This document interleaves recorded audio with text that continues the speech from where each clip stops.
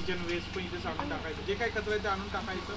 त्याच्यावरती तुम्हाला फक्त आठवड्यातून एकदा काय मारायचं, पाणी मारायचं.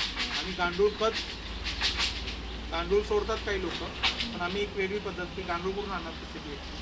तर जे उसावाल्याकडे तुम्ही गेलात ते चिपाट जे असतं, आता तुम्ही 50 रुपये दिले तर गोणी भरून आपल्याला आणायला मुश्किल होईल एवढं देतो तो, त्याला फेकूनच द्यायचं असतं.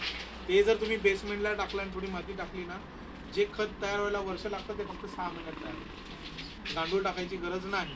आणि दाणेदार खत, आता हे आमचा तिसरा बेड, याला बेड म्हणतो. हे बघा, ही बेड सिस्टीम असते, ही बेड आहे. तर हा आमचा बेड आहे. खत तयार झालं की आम्ही इकडे टाकतो, किंवा खत तयार झालं की आम्ही डायरेक्ट झाडांना टाकतो.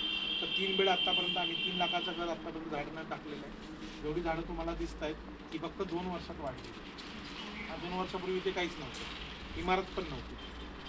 2 वर्षामध्ये एवढी झाडं आम्ही लावलेली आहेत की आता वाढली या खतामुळे. आणि कचरा कुठून आणला आम्ही? आमचाच कचरा. याच झाडांचा कचरा पडणार, हाच वापरायचा. म्हणजे झाडं, माती, पाणी आणि आकाश, हे सगळं आपण फ्री ऑफ कॉस्ट वापरून, झिरो मेंटेनन्स, झिरो बिलच्या आधारे ही कन्सेप्ट म्हणून याला Janshikshan Sansthan vocational training, eco friendly vocational training centre. त्याची जी व्हिडिओ आहे, जे मी बोलतोय, त्याची डॉक्टर मेधा सोमय्या मॅडमच्या आवाजातली एक व्हिडिओ आहे. सगळी इमारत तुम्हाला ऐकायला, घरी पण मिस्टरांना दाखवा, त्या मुलांना दाखवा, प्रोजेक्टसाठी तुम्हाला कामाला येईल.